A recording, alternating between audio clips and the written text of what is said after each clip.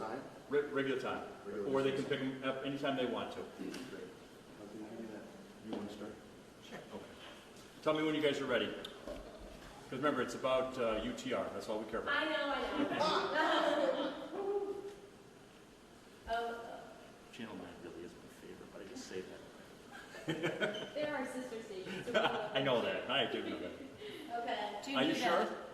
No, I'm serious. Are you sure? I think so. If you want to come up closer, it's fine. You're not going to offend me. I don't know about everyone. Do you need a name and identification to begin? We'll get there. Once at the very beginning, we'll get that. Yeah, once we're all set, we'll have the name spelled out. Channel 5 gets no love. We love you too. Okay, we're done. Okay, you ready? Mm-hmm. I'm Vige Barry, Vigebarrie, Senior Director of Media Relations at Hamilton College. Okay. I wanted to express our thanks to the New York State Police and the Oneida County Sheriff's Office and the Kirkland Police for their support today. As has been reported earlier, there was a bomb threat this morning at approximately 9:45. Included in that threat was a threat of a possible shooting. There have been no incidents. The New York State Police are in command of the situation and are investigating further.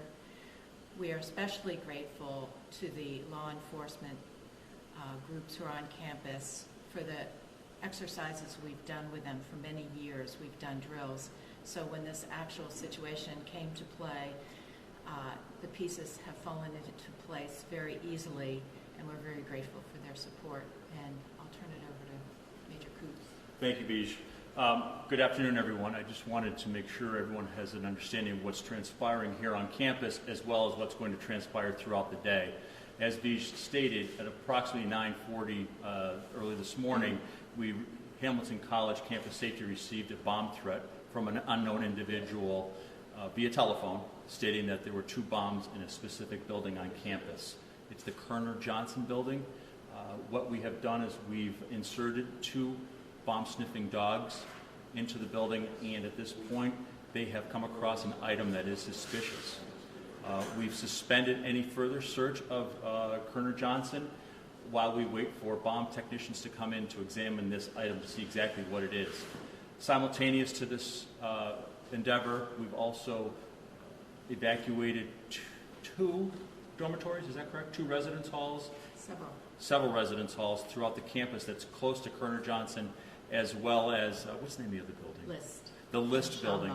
We've evacuated all those buildings. We're making sure that there's actually no one in those buildings. No one's stowed themselves away in some nook or cranny. We're doing that, and we're also examining the suspicious item as we speak. The Clinton Elementary School went on a voluntary lockdown.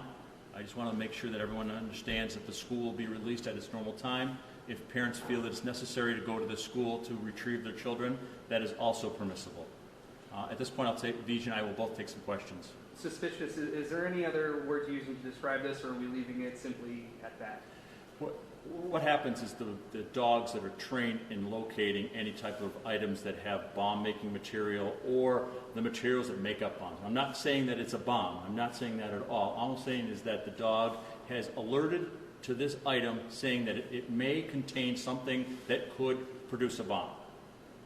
And until we can further examine this item, we don't know what it is, and we're staying on the safe side of it to eliminate it. It could be, believe it or not, it could be a can or a jar of deodorant. There are substances inside deodorant that mimic bomb-making material, or it could be part of a bomb-making material.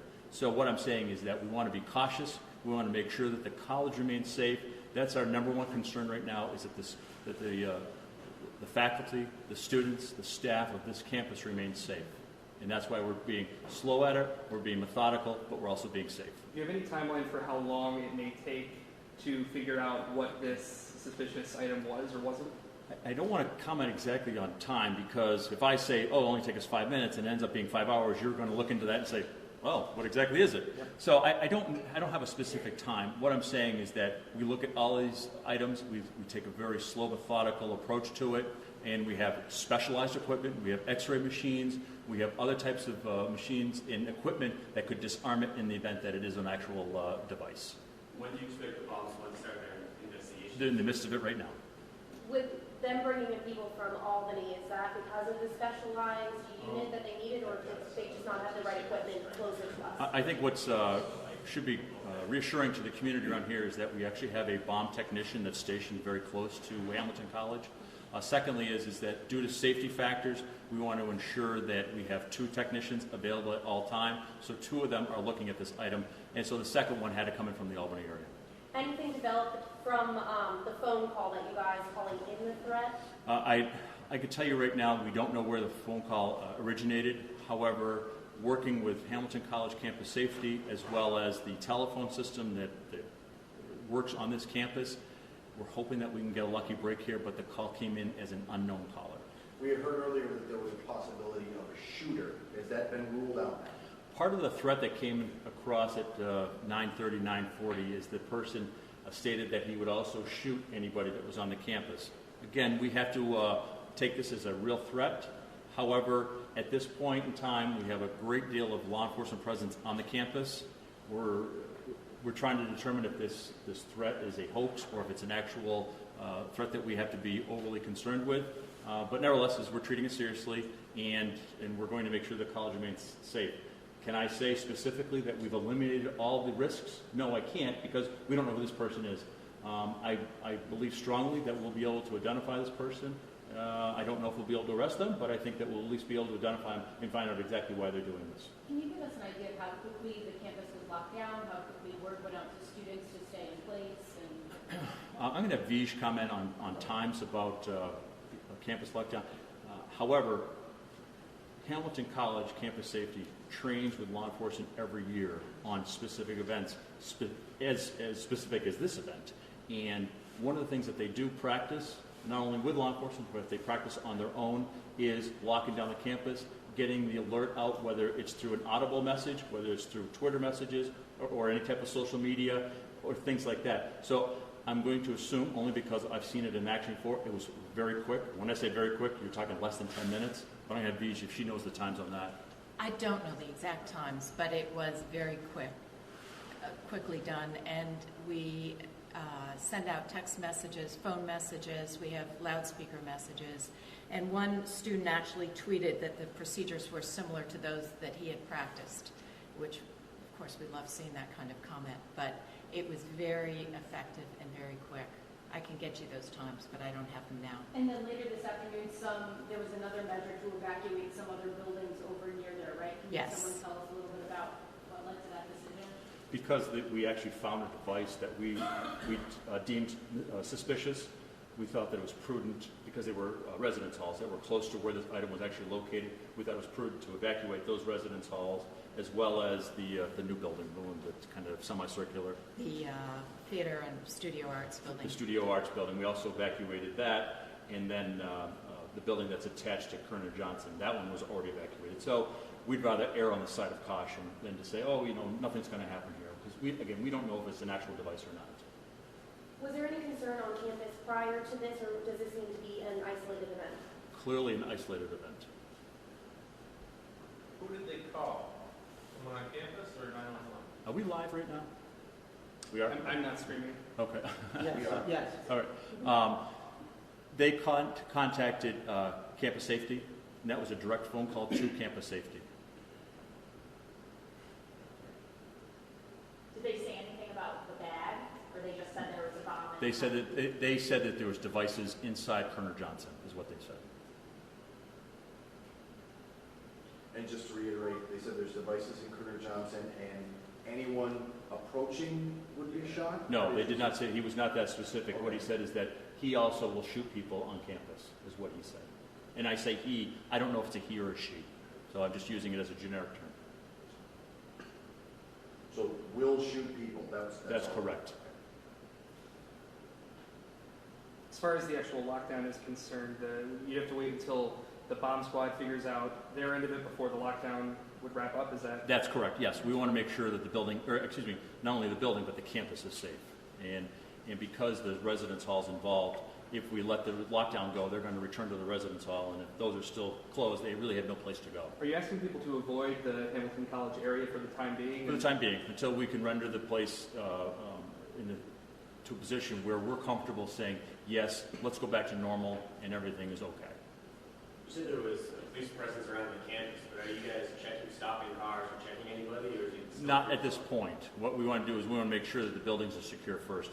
And what we're doing is we have to triage our resources, and we want to make sure that the residence halls are empty, the two main buildings that we're looking at are empty, and that they remain empty, and that the students that have been evacuated to other parts of the campus remain there and they remain safe. So several of the halls are on lockdown, but not every building on campus? But you're That's checking correct. every building? Is that correct? No, we're not checking every building either. We're checking the buildings within the close proximity to Colonel Johnson. But students should just still stay where they are and not That's be correct. outside, Be even safe. if they're in the other area of the campus? And I think what's important here is that all these students, they go through training, and that's one of the things that they're told to do, is when you're told to be in lockdown, you stay where you are now. That way, we know that where they are and that they're safe and that they're not wandering around or that it became part of the problem. A lot of people I saw coming up to the state trooper that was blocking the entrance, saying that they go to work here, but they can't get on campus and they didn't receive any emails or anything just because they're not a part of that email list. Should they be staying home as well? What they should do is they should contact the administration or their supervisor here on campus, and they'll give them further directions. Can you say the size of the package? I mean, is it a backpack? Is it a duffel bag? Is it? I'd rather not say. It's larger than a purse. I don't know, I don't know how big your purse is, but it's larger than a purse. But I don't want to get into specifics. Will you be releasing the findings of the bomb squad once they're complete? Yes, we will. One or two packages still? Right now it's one. But they had called in. They said package. It was plural.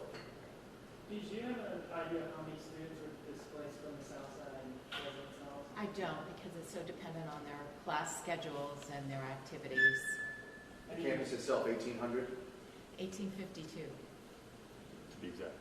I like exactly. Is this finals week or midterms week or any on-campus thing that some student might want to disrupt? Not necessarily. I mean, it's possible that they might have a midterm, but it's not specifically a midterm week now. I'm sorry. I was just going to ask if you expect to have another press conference with us Um, after you find whatever you find? But let's plan on that. Let's plan on a press conference after we determine what was in that package, because you'll want to know that.